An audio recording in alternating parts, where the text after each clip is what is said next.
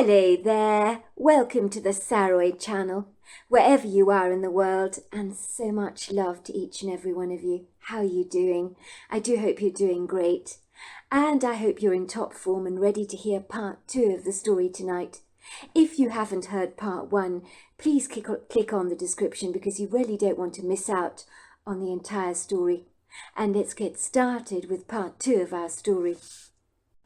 Me and my aunt began to walk in the woodgrove, where the lofty trees from American beeches, coffee, northern red oaks and eastern pines stood together in a cheerful, eclectic mix, like a never-ending congregation of parishioners at a church, all decked out in their individualistic finery. The trees in the woodgrove were like that. My aunt looked magnificent in her flowery dress, and my mother's very masculine walking shoes served to make her look all the more fragile and delicate, like an alpine flower in the meadow. It was hard to take my eyes off her, especially as she was wearing a beautiful aquamarine quartz necklace that caught the light. She told me that Alf had given it to her as a present. He must have really loved her, I thought, but why did he care so much that she couldn't have his children? Was it really such a big deal? I knew my mother was right, and that a walk in the trees would do Veronica the world of good. It was impossible to remain sad in the woodgrove in my experience. It was our family go-to place to gravitate when our spirits were low. I think there's something spiritually mollifying about walking among the trees. It's like these verdant, imposing masters of nature almost minister to your soul, like great gurus of wisdom who help put things into perspective for you. It's a little like the seasoned forest becomes your therapy session, as the mellifluent trills of the birds in the trees, the playful squirrels bounding up the branches, and the floral woody notes of the woodgrove's natural bouquets, all play their sweet reverential roles in counselling you out of your lugubrious melancholia and uplift any flagging spirits. It's like that when you're walking in nature. Your troubles shrivel up, like from a large plum into a dry prune, and you realize whatever was eating you up from the inside out was not that significant after all. The towering, unflappable trees make your problems appear as minuscule as a grain of dust. As we walked down the earthen trails of the woods, my eyes ardently drank in the viridescent resplendence of the woodland foliage, furnished so lavishly with frilly ferns and woodland shrubs. The forest was so musical, as the euphonious, tuneful birdsong serenaded our walk. The ground beneath our feet was soft to the touch, but we crunched leaves and broken twigs and bracken beneath the forceful rubber soles of our boots. Sometimes we would meet the natural barricades that nature presents that blocked our path, like a wild bush growing in an unbefitting place, so much so that we had to wheedle past.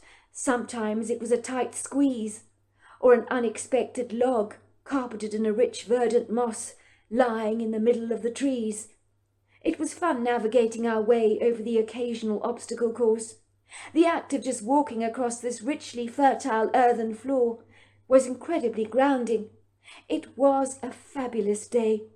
The prisms of sunlight danced through the branches of the trees, casting their shimmering, refulgent reflections over the umbrage, so that every leafy thing was brushed in a golden sheen that was beguilingly prepossessing.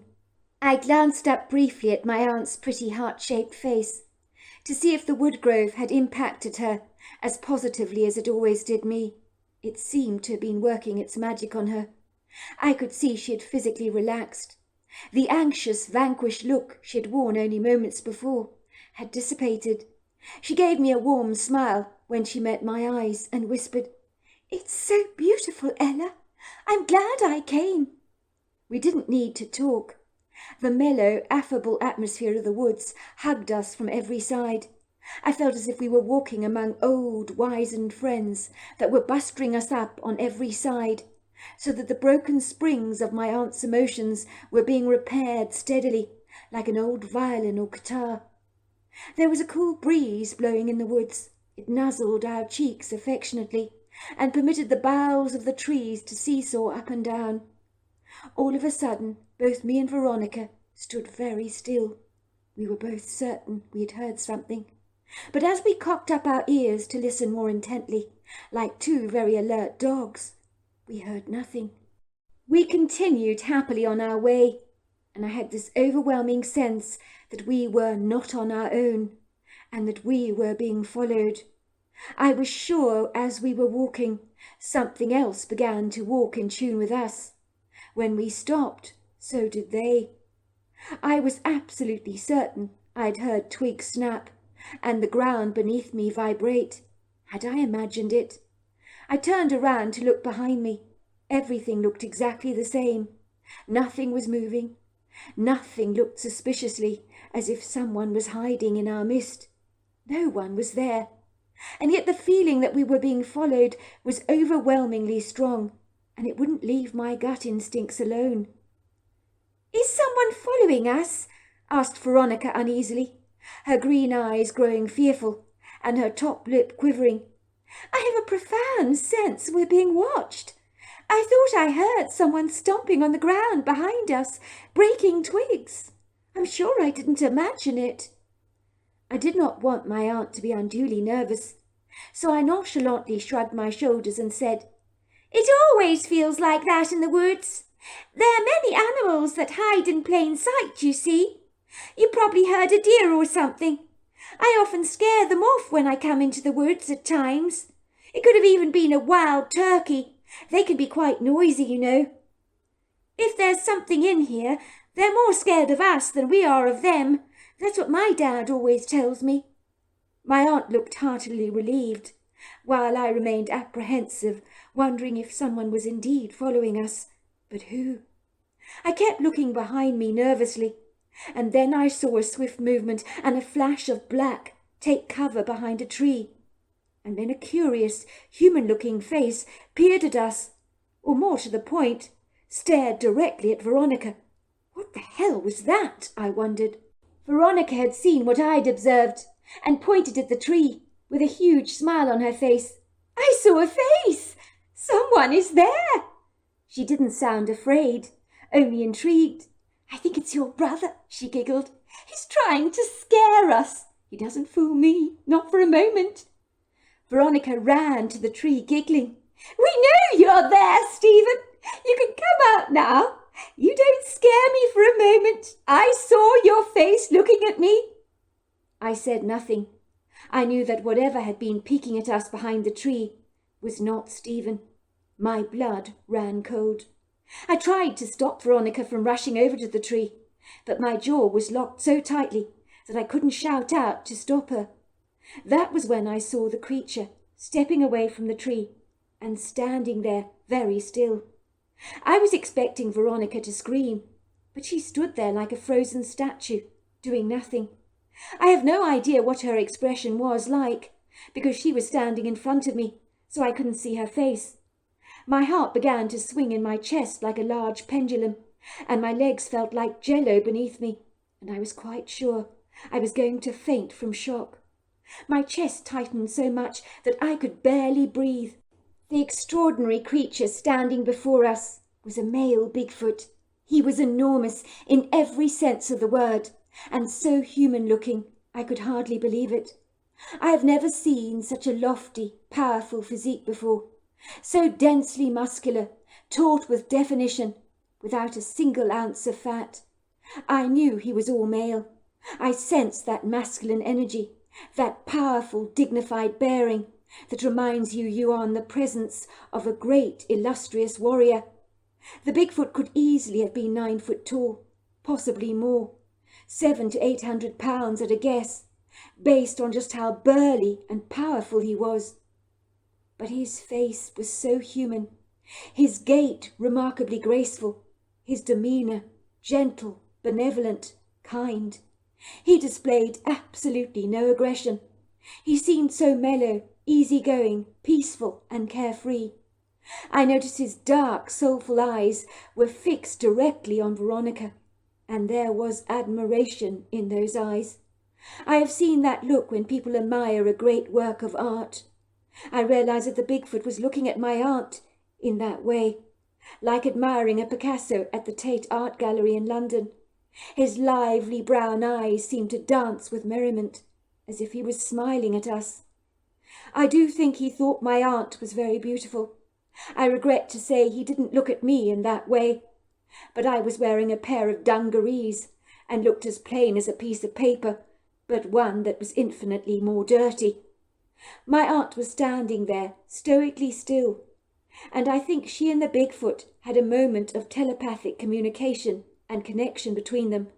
But what he was saying to her, I would not know at that time. Then the Bigfoot began to run his hands through my aunt's silken hair, and she didn't appear to mind at all. He was purring like a cat almost. Ah, ah. And then I heard the words in my head, quite lovely, quite lovely. That was when I heard Veronica giggle. Are you kidding me? Was she finding this funny? I certainly wasn't. Well, not at first. I mean, meeting a creature like this was incredibly intimidating. But I realized the Bigfoot meant us no harm. I could see the kind twinkle in his eyes. He turned around to look directly at me and gave me a warm nod. He then nodded at Veronica and turned around and glided away, moving with such an incredible grace. Veronica was tickled pink about our strange encounter with the Bigfoot. Oh, my God, Ella! Did you see him? Oh, so handsome, so big! Oh, my word! He was big and scary, but he had nice eyes. But I could tell he was benevolent. Benevolent, Ella? He was a great big teddy bear with a huge heart. Couldn't you tell that? Do you know what he said to me, Ella? I looked at my aunt nonplussed. But he didn't speak to us, I said. Oh, but he did, Ella. He spoke to me in my head. It's called telepathic communication. He told me not to be afraid. He was a friend. He was sorry to stare, but he thought I was beautiful, and he asked me if he could touch my hair. So I said yes to him, not audibly, but in my head, of course. When he touched my hair, he said, quite lovely, quite lovely. Oh, I did hear that in my head, I admitted.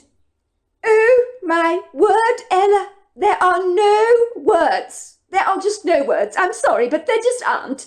Did you see his muscles? Have you ever seen such a man's man in your life? I mean, he positively oozed testosterone from every pore of his body. I tell you, Ella, I would feel safe with him watching over me any day of the week. We both giggled. I laughed and she laughed. I remember thinking that my aunt had developed a crush on the Bigfoot we encountered. She was almost glowing from the unlikely encounter, and her face was blushing, the colour of a pink rose. Her upset over Alf seemed to have long since departed, as her wondrous awe over the Bigfoot we encountered had taken central stage of all her focus. I hasten to say, a short while later, when we heard someone walking towards us, my aunt's face lit up like a Christmas tree. She giggled and said, I think he's coming back, Ella. I think the handsome Bigfoot is coming back. Maybe he wants to touch my hair again. He's so welcome. When she saw the man walking towards us was not the Bigfoot, I could see the disappointment on her face.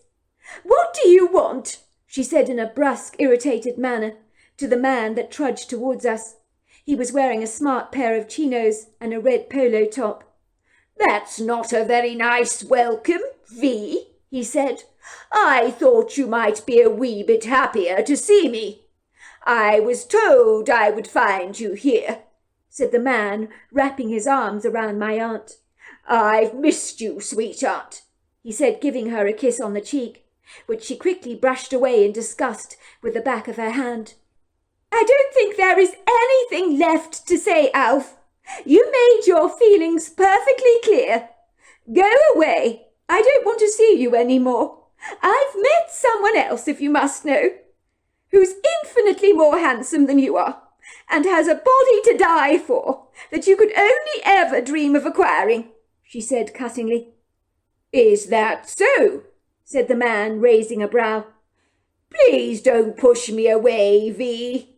You know I love you. All right, I admit it, I messed up. But I don't care. I've been thinking about it. If you can't have kids, it's not a train smash.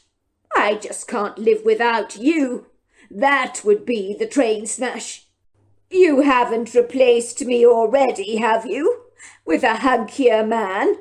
Goodness gracious, V, that is fast work, he said, putting on a very hurt expression on his face that made me and my aunt burst into fits of laughter.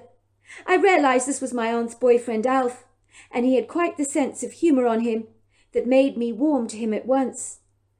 "I've just met someone very desirable, haven't I?" said my aunt, giving me a wink. "Why would I ever want you after the incredible hunk that I've just encountered?" "She has too. I promise you, he's very big and handsome." "In that case," said the man, getting on his hands and knees, "I better strike while the iron is hot. I can't face the competition. Veronica, will you do me the honour of becoming my wife?" My aunt squealed in delight, and we both hugged each other so tightly. Veronica and Alf were so caught up in their loving embrace that they were not aware that the Bigfoot had actually returned. He was standing there very stoically, and in his hands he was carrying 2 pawpaws. He got my attention and put the pawpaws onto the ground. I realized he was gifting them to us. He nodded at me and walked away. His timing couldn't have been better, because we were going back to the farmhouse to celebrate Aunt Veronica's great news. She was getting married to Alf. We needed to crack open the champagne and the pawpaws. 2 years later. I was 12 years old at the time. It was 1984, the year I would never be allowed to ever forget. The year that intrudes into my mind all these years later, like an angry pustule that has broken out on the face. It was the year I was forced to face my biggest fears. I'm glad to say my Aunt Veronica soon married her Alf, and since our serendipitous encounter with the Bigfoot, I'd never ever seen the tall, lofty creature again. Of course, I told my brother about our extraordinary encounter in the woodgrove, and he sulked for weeks, complaining that if Aunt Veronica had not come to stay, that maybe the 2 of us would have encountered the Bigfoot for ourselves. "It's not fair. When Aunt Veronica was here, you didn't want to hang around me any more. You were so beguiled by her. It was pathetic. If we'd been together, we'd have seen the Bigfoot ourselves, as a team." I told him it was unlikely that we would have both encountered that male Bigfoot. I was sure he had seen us around the farm for years, but not been particularly interested in either of us. That revelation went down with my brother like a lead balloon. "Why would he not be interested in us? What's so special about Aunt Veronica?" he chided caustically. "Why would he be interested in her?" "Because don't you remember when we saw Aunt Veronica for the first time, you have to admit she looked like a film star. You don't see people like her in these parts, do you? She's so feminine. I mean, look at me. I'm virtually a tomboy. I never look pretty, nor does Mum. You're a boy, so the male Bigfoot's not going to have a crush on you either, even if you wore Aunt Veronica's dresses and her bright red lipstick. I think the big burly male Bigfoot picked up how feminine Aunt Veronica was. He was attracted to her female energy. He showed himself to us, 'cause he fancied Aunt Veronica. He was touching her hair. He thought she was beautiful, like a butterfly in the woodgrove. I'm sure he sees humans before, but no one as feminine as Aunt Veronica. That's attractive to a powerful male Bigfoot that's got lots and lots of testosterone." In those 2 years after my Bigfoot encounter, I looked for any signs of the male Bigfoot. I wanted to see him again, but I doubted I ever would, and in truth that did make me sad. I even wore my aunt's pretty frocks that she'd brought me in the woodgrove to attract the Bigfoot's attention, but I could never carry off that feminine look like my Aunt Veronica so effortlessly did. So nothing really worked. I needed to be like a butterfly on a flower for the Bigfoot to pay any attention to me. I was sure he was out there, But I never saw him again, and thought I never would. One day something terrible happened, when me and my brother were playing a regular game of cowboys and Indians in the woodgrove. We never indulged ourselves in girly games together. For a start, my brother would never have played anything sissy, and I didn't know any girls' games to be played, for I never grew up around feminine influences, and never once owned a doll. On this occasion, it was, as usual, a prepossessingly beautiful day, and it was on days like this that me and my brother would be naturally drawn into the woodgrove, like iron filings to a magnet. The cobalt blue sky was cloudless, a never-ending vast blue ocean. The weather was warm, but not unpleasantly hot. There was a cool breeze blowing, and the verdant giants of the woodgrove swooshed their leaves like a cheerleader's pom-poms. The forest was pleasantly cool, the canopy intertwined by branches that weaved themselves audaciously together in an elegant archway above our heads that allowed only a small amount of light to trespass through the boughs and to pepper the forest in a kind of rainbow-like prism that you see in a disco ball, but lots and lots of them. As we entered the forest, I immediately felt chills run down my spine. The forest carried a foreboding atmosphere that lingered around us like an odious bad smell. My father had sagaciously warned us once that if the forest went deadly quiet, then there was a predator in our midst. We should have paid attention to his words and got the hell out of the woods. But me and my brother Stephen were more curious and inquisitive than afraid, eager to try and comprehend what the very pronounced feeling of trepidation that had held the woodgrove hostage was all about. Suffice to say, even the tall, lofty trees seemed to whisper to us warningly, "Get out, get out, get out." My brother looked at me and said, "The woods have never felt this uncongenial before. Do you suppose that there is a mountain lion in here?" His voice sounded rather excited, as my brother was partial to wild cats, and had several posters of lions and tigers on his bedroom wall. He said when he was older he wanted to be a game ranger in Africa. "If there is, then I think we ought to get the hell out of here. A mountain lion could kill us, and we haven't got any means of protection." "You're right," said my brother. "We better make tracks back to the house." But I could see the mere thought that a mountain lion might be sniffing around us had made my brother's eyes shine like polished bronze. That was when we heard it. It was a loud scream. It sounded like my mother's voice, as if she was in desperate trouble. But then what was she doing in the woodgrove? I thought she was in the kitchen at home, making bread. "It's Mum," said my brother, looking alarmed. "Something is attacking her."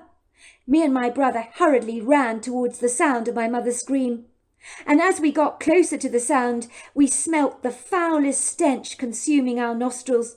It smelt like decaying flesh. The smell was vile, repugnant. My eyes began to water, and I felt as if I wanted to throw up the contents of my stomach. The back of my throat was burning. Even today, that god-awful smell still haunts my darkest nightmares, for I don't even think a dead corpse could smell this bad. But I stand to be corrected. That was when we saw him. He was standing on the branch of a red oak tree, looking down at us arrogantly, with a haughty swagger to his demeanour, and vicious bright red eyes that burned into us like fiery coals. My heart heaved like a heavy piece of furniture being pushed reluctantly across the floor, as I found myself staring at the most despicable creature I have ever laid eyes on. Even today I do not know what he was, but I knew this: he was vindictively evil. The creature was screaming in my mother's voice. Me and my brother stood there paralysed to the spot, stupefied by what we were perceiving. I think when you're so astounded by something you are witnessing, you convince yourself, it's not real, it's not real, it's not real. It's as if you've dived into an alternative reality which will pass from you as quickly as a sneeze. Yet as I stood there and closed my eyes tightly for a brief second, to will the ugly, obnoxious vision that had scribbled itself onto our reality, away. I opened my eyes again to see the creature was there smirking at us. We had obliviously walked headlong into his trap, like two lambs to the slaughter, my mother's voice being a cunning ruse for us. The humanoid creature, with its dog-like influences, was easily 7 foot tall. He was long, athletic and nimble, with a long tail, like a dog, but not nearly as powerful and burly as the Bigfoot I had encountered. Suffice to say, this ghastly dog-like humanoid possessed the strength of 4 men, with a densely well-developed muscular body, covered in short black hair with rust markings. The creature stood up like a man on 2 feet.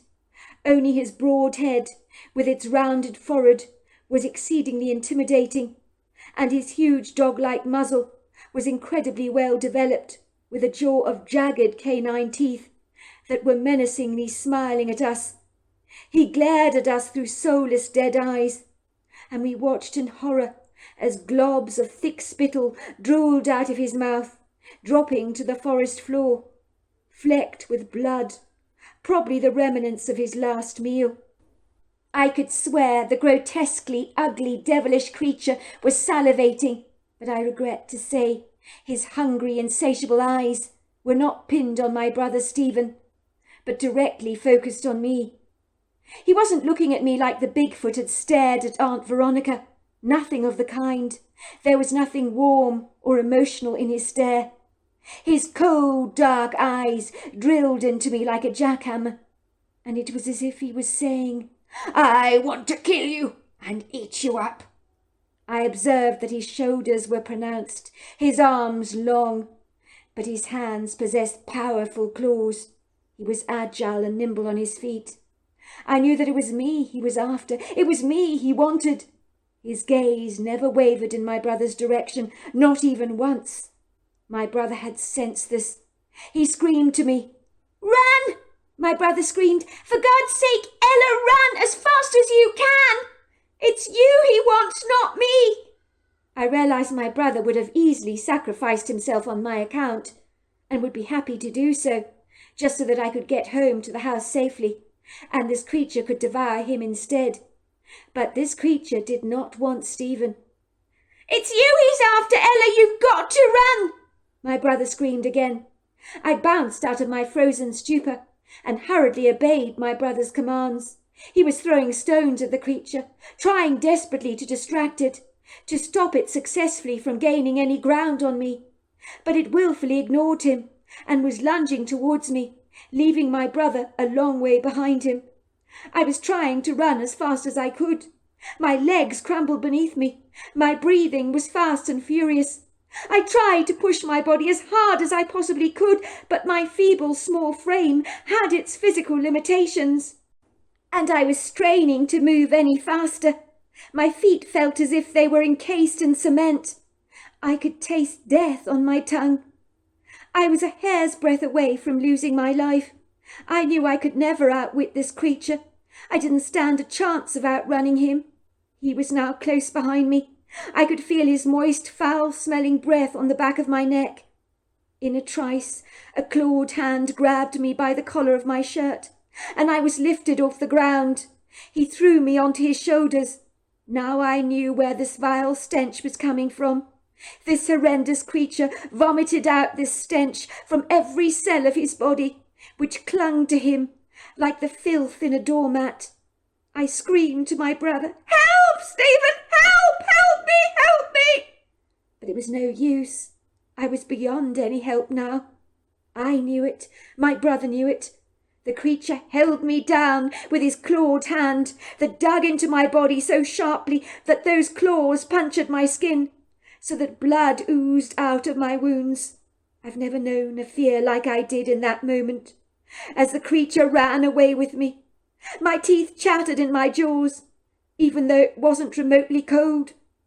He was so nimble on his feet and as fast as the wind, and my brother's frantic, desperate calls became fainter and fainter and fainter on the wind. I wiggled on his back, tried desperately to escape, but it was all futile. My heart thundered violently in my chest so fast that it was almost as if my entire body had become one booming heartbeat. I was now resigned to the fact that my death was almost certainly imminent. No one could save me now. I was dinner for this creature. All of a sudden, the forest heaved and boomed. The ground vibrated as heavy, ponderous feet galloped towards us at a thunderously fast pace. Something behind us began to scream loudly with a furious indignance.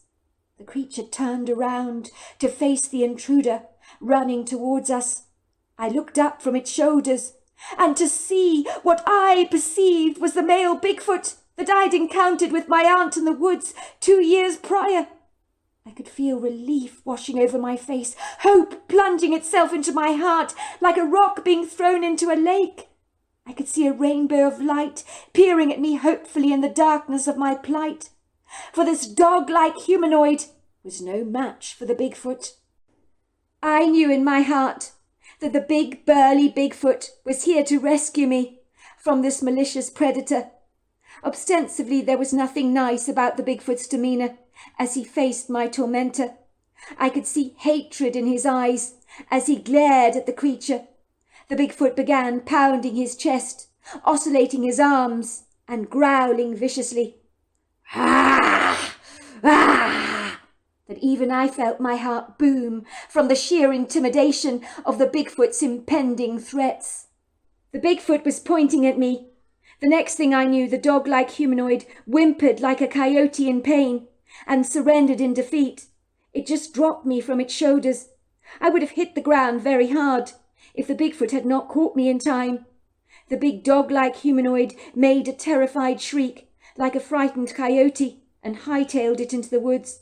He had been afraid of the Bigfoot, that was for sure. He had given up his trophy just to get away. I could hear his whimpering shrieks as he disappeared from our sight. "Are you all right?" the Bigfoot asked me telepathically, a clear voice that I heard in my head. I nodded.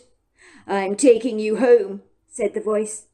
The Bigfoot threw me on his shoulders and then ran through the woods.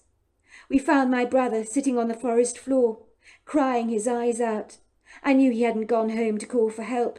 He knew it was over for me. It was all too late. There was nothing anyone could do to save me, and he would have been right about that. We didn't do tears in our household. My brother had buried his face in his hands and was sitting on the forest floor in such a deflated heap of despair. But on sensing he was not alone, he looked up through red puffy eyes to see the Bigfoot standing there with me on his shoulders. My brother watched me as if he was caught up in a daze as the Bigfoot lowered me gently on the ground. I ran towards my brother and we embraced, holding each other tightly as if we could never ever let each other go, and we were sobbing with relief, our tears completely saturating each other's clothes. "I thought you were dead. I thought we'd lost you forever." "He saved me," I said, pointing to the Bigfoot through my tears. "He rescued me from that horrible thing, whatever it was." I am not sure how long we stood there embracing. The Bigfoot watched us for a while, but as soon as he had our attention, he spoke to us in a strange language that we miraculously understood, almost as if the meaning of the words were downloaded into our head. "Kilamo natina, agila kwanzila no fagana pakina." Go home now. I need to go after that scum and kill him, for he is a threat to this wood grove and everything in its midst. Dangina katom pasi, hafikana katwali kasi. Nothing with him is safe. He only kills to eat, but he kills for pleasure and entertainment." He nodded, and as we watched him running through the woods at a vast speed, swinging his arms backwards and forwards, moving through the trees like a charging elephant, I knew without a doubt that the Bigfoot would kill that horrible dog-like humanoid, and I was very glad about that. Me and my brother returned to our stone house, knowing that our lives would never be quite the same ever again, for we had come face to face with our most horrifying fears, that until that moment I believed existed only in nightmares or fairy tales. Me and my brother wisely decided between the two of us we would never ever tell my parents what had happened, for we didn't want our lives to be robbed of the freedom we always enjoyed on the farm, and we did not want our parents to be exposed to the revelation of the horror we had endured. We wanted to save them from that. My brother cleaned up my injuries with disinfectant, and although me and my brother looked as if the life had been drained out of us, we remained stoically composed, so our parents did not suspect a thing. We could never let them know what had transpired. The next day, me and my brother discovered, to our delight, the deceased body of the huge dog-like humanoid lying in our woodgrove, looking as if the life had been bludgeoned out of him. I knew the Bigfoot had left it there to tell us that all was safe in the woods again, and that he had killed the beast for us. We were ever grateful for what he had done, and we buried the large beast in the meadow with my father's trowel, unbeknown to him, so that my father would never encounter its dead corpse and wonder what the hell it was.